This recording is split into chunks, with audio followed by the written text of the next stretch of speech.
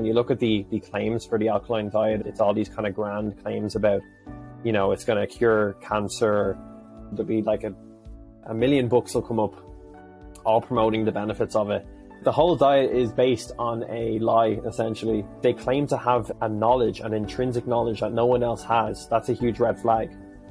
You know, why is this person granted with that knowledge? Why do they have this knowledge? I mean, it doesn't take a genius to figure out that they oftentimes don't, and it's more just for financial gain or for clout.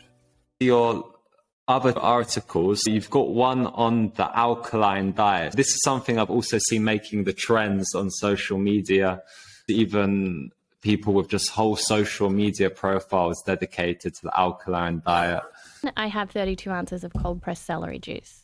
And the celery is really alkalizing for your system. I have this medical medium smoothie, heavy metal detox smoothie. Meet the diet to cure all cancer and disease, the vegan alkaline diet. This diet consists of only eating plant-based foods to the right side of the pH scale, otherwise known as the alkaline side. Although this diet has not been scientifically proven, it has been known to cure cancer and diseases all around the world. Dr. Sebi was known to make this diet popular, and his death raised suspicion, and some people even blamed it on the government or the pharmaceutical industry in order to prevent the spread of holistic medicine. Yeah, the alkaline diet, it's an interesting one because I suppose it's very much a woo-woo kind of, like it comes from a traditional medicine-y kind of background. It's not really it doesn't come from like a nutrition evidence base, really. Like when you look at the claims for the alkaline diet, it's all these kind of grand claims about, you know, it's going to cure cancer, and it's you know, you're getting these, like, let's say toxic foods out of your diet, and you're replacing it with this like wholesome, the way it's supposed to be eaten by nature, blah blah blah. Like it's all this kind of, when you really dig it down into the rationales, it's very much like the naturalistic fallacy. It's very much against like modernity and like modern medicine. Like there's all those kind of undercurrents through the kind of people who advocate for this sort of dietary pattern as well. And, you know, the main individual that I would have known, and I think he is known as the founding father of the alkaline diet, is Dr. Sebi. So he's not really a doctor. His name is Alfredo Baumann, and he calls himself a doctor. He's not a doctor. He's also a bit of a shady character. So there are allegations about him. There's a number of allegations about him, including like money laundering and a few other things. I make note of them in the start of the article. But yeah, he's kind of the guy who brought it to prominence. And I mean, I think he was even on, like, in the US at least, he was on like big like programs on the TV, as far as I'm aware. Like he was on daytime TV and stuff at one point. I'm not sure when, but I remember seeing that. So I mean, this is a really well known diet, and if you Google it, alkaline diet, there'll be like a million books will come up all promoting the benefits of it. But I suppose the issue with it is that the mechanism that the alkaline diet is predicated upon is that if you eat these particular foods that are more alkaline and you get rid of the so-called acidic foods out of your diet, you can change your body's pH, so your blood pH, and that in turn helps you to be super healthy and fight off these diseases, etc. But the only issue with that is that our body regulates our pH within a really, really narrow range. It's about 7.35 to 7.45 units is the range, and any like deviation from that can cause serious problems. So if your pH value is less than 7.35, there's a condition called acidemia, and if it's greater than 7.45, there's a condition called alkalemia. So our body generally like never goes into these particular ranges, because if we did, we wouldn't be able to do certain processes in the body that are like we need to be in that kind of range of pH to do a lot of the functions, homeostatic metabolic functions that make us human, that make us alive. So yeah, so it's the whole diet is based on a lie, essentially. And look, there's been no trials into the alkaline diet to actually see that it does this. It has this effect. There was a trial, I think in Switzerland, if I recall correctly, where they gave people a so-called alkaline diet, and they gave the same people, they crossed them over and gave them a so-called acidic diet. And they found that every single individual stuck within that range of about 7.35 to 7.45 in the pH, no matter what their diet was. But when they looked at their urine, there was I think on average, like a 1 unit drop in pH on the acidic diet. So that was a drop. So you can change your urine. And I can talk a little bit about some research using that sort of measure and looking at health outcomes. But yeah, you can change your blood pH. So the whole idea of the alkaline diet is based on something that's not really possible. If I just backtrack a little bit, there are foods which they claim make you more alkaline. How do they classify foods as alkaline or acidic? So there was a paper, I think it was published about 100 years ago. I can pull it up.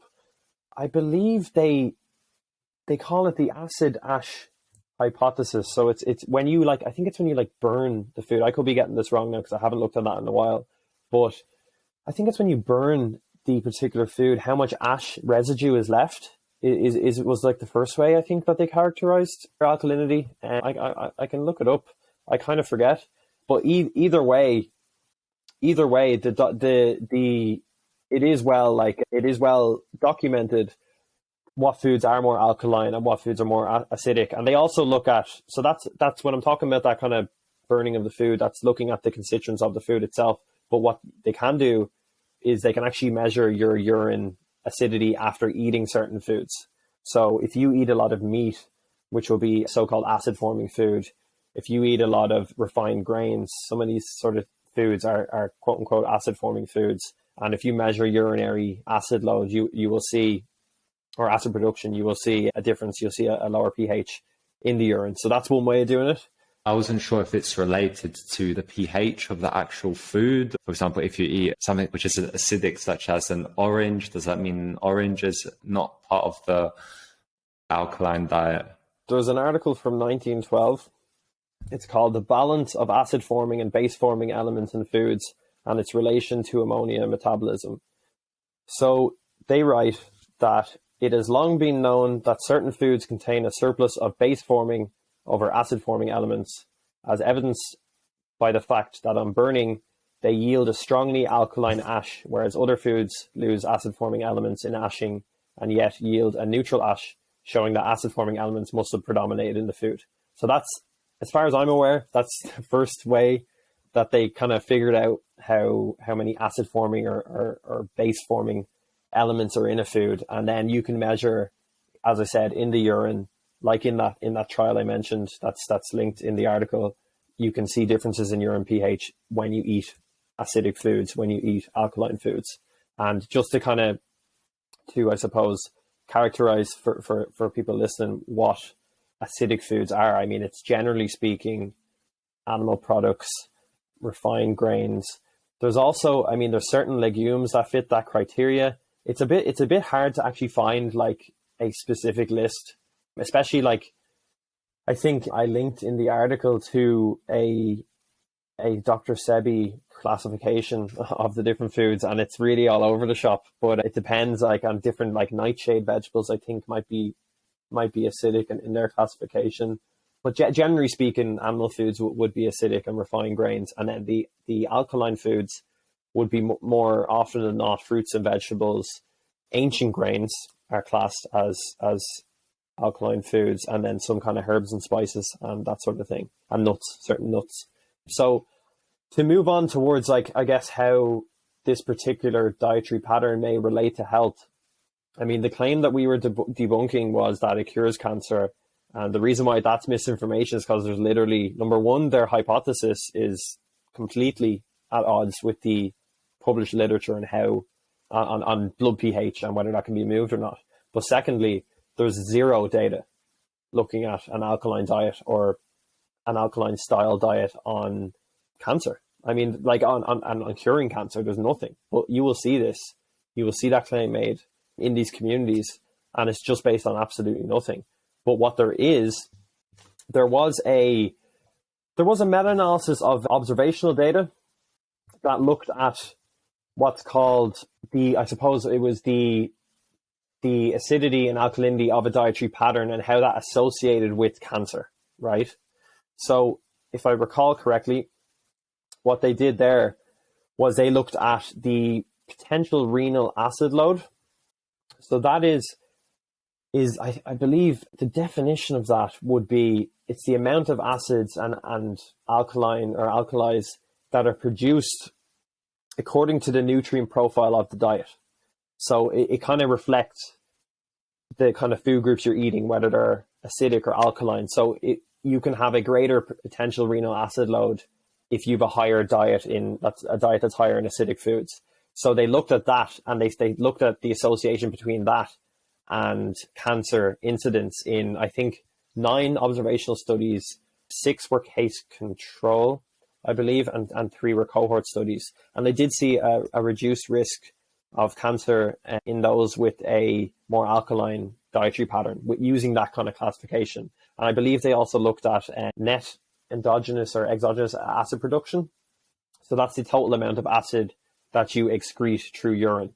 So higher scores on that would indicate a more acidic dietary pattern. So they did see an association using that particular measure with a more alkaline diet and less or a lower risk of cancer. But, that is a very different claim than the claim that's often made. It's not, and it's also based on, the majority of studies were case control, which are, they're a lower quality study type versus a prospective study, like a prospective cohort study. So I really don't think, we should be hinging claims based on data like that. And I mean, like, I know this is just a proxy for a more plant-based diet anyway. So we know that, there are health benefits associated with a more plant-based diet. We don't need to go down the road of talking about blood pH and acidity. I think that's just a proxy for a healthy dietary pattern, essentially. In the sports communities, there's a lot of people talking about sodium bicarbonate for sports. Is this something you've heard about? Yeah, sodium bicarbonate is often used to improve like high intensity sport and performance because it buffers metabolic byproducts of high intensity exercise. And there is a bit of evidence for that. So I believe in the IOC, so the International Olympic Committee consensus statement on sports supplements, they classed sodium bicarbonate as a supplement that can have a benefit for sports performance, but the benefit is pretty small. But that is a little bit different to kind of what we're talking about here. But because that's kind of within the cell, the acidity that comes from lactate byproducts when you're doing a high intensity exercise can be buffered to a certain degree with sodium bicarbonate, and that's, as far as I'm aware, that's the main mechanism that can improve that kind of high intensity performance. Can these cellular products be buffered by other nutritional aspects, by these alkaline foods? I would think highly unlikely. I'm not sure. If I was to hazard a guess, I'd probably say no, but I don't particularly know. But yeah, I would very much doubt that. Yeah, I appreciate the honesty. I used to read a lot of these fad fitness books. I was reading a book by a guy called James Niccolantoni. I can't really say his surname. He wrote a book to do with sports, and he was talking a lot about eating alkalizing foods to buffer pH, and then he talked about sodium bicarbonate. Yes, but you see, the difference with that is that's the sodium bicarbonate, like the pH he's talking about, that's intracellular. That's different than what we're talking about here with the diet. But yeah, I'm not like I actually don't know whether there could be any evidence for diet to do the same thing as sodium bicarbonate. But I would be very cautious of his advice. I mean, didn't he write the salt fix or something like that? And he's big on salt, and I mean, we know from a lot of research that salt and sodium increases blood pressure and increases the risk of cardiovascular events. And we know that from a huge amount of trials. I mean, there was the SSaSS trial, big randomized controlled trial where they replaced salt with formulations with potassium, and they saw reductions in cardiovascular deaths, like significant reductions with that swap. And then, of course, like even the global burden of disease notes sodium as one of the biggest contributors to diet-related mortality and disability-adjusted life years. So I think anyone saying that they got salt wrong, or salt is great or whatever, I think they're just kind of full of it. And I think, like, I've seen some of his stuff, and he seems to be a very much an outrage machine, and us against them, and I've got the special knowledge sort of guy. But yeah, anyway, in saying that, I don't know too much about him, but I don't want to know much more about him, if that makes sense. That makes sense. Talking about charlatans, you also have a new article out on Liver King. What's the key takeaway with regards to Liver King? Yeah, so I use Liver King. So there was a recent paper published discussing Liver King they're looking at it through performance enhancing drugs and the effects of his kind of, I suppose, his whole shtick on that, the implications for public health. And they also kind of analyze it through like a few different psychological lenses. And one of them was social identity. So essentially, like his popularity, he's got 1.8 million followers on Instagram, I think 4.1 million on TikTok or something like that, in a very short time span. And one of the things he really promotes is that if you follow his ancestral way of living, his ancestral tenets, you'll become a primal. And this is like, if I was 13 and I was questioning my own masculinity, questioning my own sense of self, and I found this guy, I'd probably be into it. I think he's ripped. He seems to talk. He talks with so much confidence. I mean, that's one of the things with these charlatans, is they talk with so much confidence. How could you not think what they're saying is true if you didn't know any better? But essentially, just that kind of primal identity that he cultivates through his ancestral tenets ostensibly gives you his physique, gives you his way of living, his strength, his this, his that. But the irony with him, and as I said, he's just an example. There's many more like him, maybe not as extreme, but there's many more like him. The real thing behind it all is just, it all sits on a house of cards. It's all lies. He is the most furthest thing from natural you could ever see. I mean, even when it comes to his body, like, the guy takes $11,000 worth of performance enhancing drugs every month. He makes $100,000 or $100 million per year selling supplements. He's supposed to be about ancestrally consistent living, and he's selling supplements. So right there, it's just a red flag, right? And and then he says, "Oh, but hunters, they adapt, and therefore it is ancestrally consistent." But therefore his whole argument falls apart. If they adapt, then yes, we do adapt. We adapted to live in a modern world. So why are you walking around with your top off? You know what I mean? Like, it's just the most ridiculous thing. He's on a private jet, and yet he's talking about, eating with nature. It's absolutely ridiculous. But anyway, if I give some, I suppose, tips to people, when you're looking at stuff online, is you got to ask yourself the question. Number one, is this person, first of all, are they in the field that they're talking about? That's one thing. And of course, just being in the field, we have people who are in nutrition, who are PhDs, who still talk, nonsense. But, if we filter out by, people online who are the biggest charlatans, they generally aren't within the field that they're talking about. So they're like, oh, I'm an outsider. They're all wrong. I've got the special knowledge. That's the number one thing to look at. If you're not in the field and they're talking about something, you have to just have a bit more scrutiny, apply some more scrutiny to those people. The second thing would be, if they claim to have a knowledge, an intrinsic knowledge that no one else has, that's a huge red flag. Why is this person granted with that knowledge? Why do they have this knowledge? I mean, it doesn't take a genius to figure out that they oftentimes don't, and it's more just for financial gain or for clout. And then number three would be, I suppose, look for fallacies in the way they speak. I gave an example in the article of the naturalistic fallacy. So essentially, that states that if something is from nature, it is inherently good. It doesn't take a genius to figure out that, we can break this fallacy up very easily by saying, okay, anthrax is natural. It'll kill me if I get exposed to it. Like, why should something be healthy or good for you if it's natural? The plague was natural. It killed 25 million people. And I gave the example of, toothpaste is not natural, yet it's much better for brushing your teeth than just plain water. So you got to have an air of skepticism when you see these kind of naturalistic fallacies. And we can go down the list with fallacies because, they often present false dichotomies. So it's like either you eat their way or else you're unhealthy. It's like, well, there's probably 100 ways to eat within that dichotomy that could be healthier or less healthy.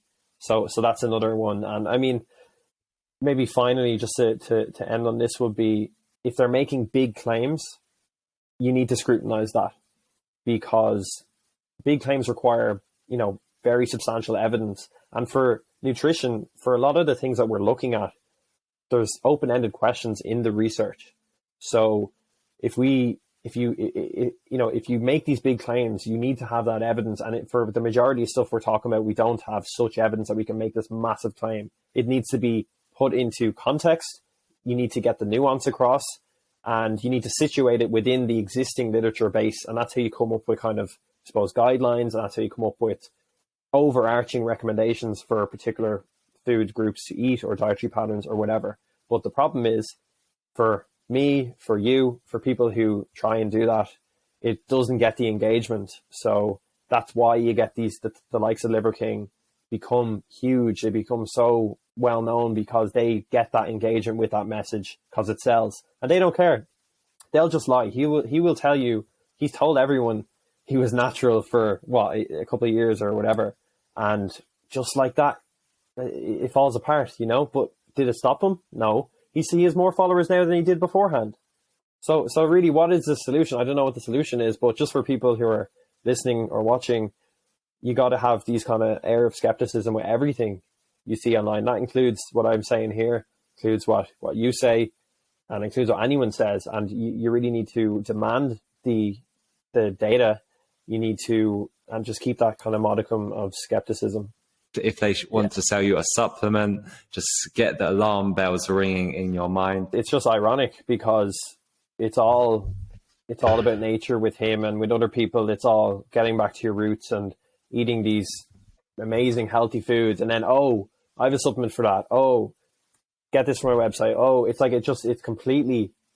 It's completely ironic, and it's just pure hypocrisy to the nth degree. If you scroll through the comments on their post, it's amazing what the public think, because their comments are just so positive towards them. I don't know if you've ever done this experiment, but for example, with Carnivore MD, I've scrolled through his post and people are just saying he's amazing. It's very depressing. Yeah. There's nothing else to say, but it's depressing.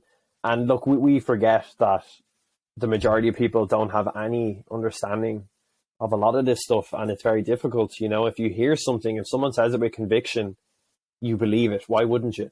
You mightn't even know them. It might come up on your feed and you're like, whoa, that's a good point. They said that. Oh, that's a good point. When you don't know that that's just one cherry picked study among a whole literature base. And we can find evidence for anything. Particularly a lot of the data these guys would, if they do share data, Liver King doesn't share data. If they do, it's often like mechanisms. And as you've probably mentioned on this podcast before, the rate that a mechanism works out in let's say a petri dish, and then if we go and look at that particular mechanism in a real living human, the rate of success is very, very small. And especially in animal models too, you'll see guys cite a study in a mouse model, in a rat model, and oftentimes what their rat is consuming is 1,000 times what we would be able to consume. So there might be an artificial sweetener, for example, and if you actually look at that in a human, it's okay, you'd have to drink 100 or 1,000 cans of Diet Coke to get that same level that's in that particular rat or whatever. So you gotta, that's where it comes back to, you gotta understand the evidence hierarchy, how different research designs, study designs answer certain research questions, because the majority of them are going to be answered by, a cell line in a lab or a mouse running on a little wheel. You got to look at it in humans, and you got to put that human outcome data over that kind of mechanistic stuff. Excuse me. Yeah, I agree that if there's one thing the public will take away, is that for every claim, they should say, is there evidence behind the claim? And then be able to understand the hierarchy of evidence. Is it a meta-analysis, or is it some sort of mechanistic or case study? 100%. That would be like, if there was one thing I could impart to people who are interested in science, is understanding different forms of evidence, what they give you. And this took me a long time. I mean, I'm probably 6-7 years down the road now in terms of learning about science. And that was one of the things that really clicked for me, was that different forms of evidence can give different levels of strength for different research questions. And it's not always the case that a randomized controlled trial is the best design for every question, but the higher you go up, generally speaking, on a traditional hierarchy, you generally get better quality evidence.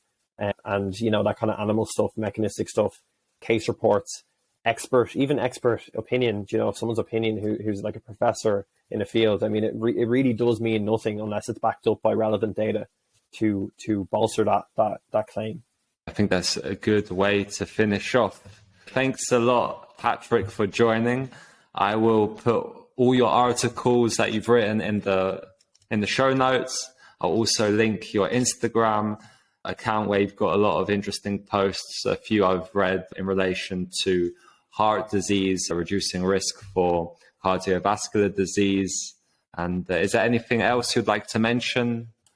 No, I think that's great. Thanks for having me on. It was great to talk to you about all this stuff. I know we probably had this scheduled three or four times. Yeah. And we got there in the end. But yeah, look, anytime you want me to come back and talk about different things, we have a paper coming out in the next few months, hopefully, on plant-based diet, indices and lipoproteins. And of course, I published on the review paper before. So look, I'd love to come back on and talk about different things if you'd have me. Great, for sure. I look forward to plenty more collaborations. We need to work together to try and fight against all of this misinformation, because ultimately some people will have shorter lives because of this misinformation. I suppose there's real consequences to this stuff that you just don't see, and especially with people who maybe follow like carnivore style diet and their ApoB's through the roof. It's like, okay, you feel great today, let's see you in 20 years, 30 years, and I hope to God you're still alive. You know what I mean? But it is like, there are real consequences to this stuff. Thanks a lot for tuning in. You can support Foolproof Mastery in a number of ways. First of all, please subscribe to our YouTube channel and leave a review on Apple Podcasts with an honest opinion of what you think. Leave plenty of comments on YouTube and share with your friends, family and colleagues if you feel that you have learned something new, in order to keep on getting the knowledge out to as many people as possible. Finally, keep on living every day to the maximum, and see you next time for another episode. Ciao.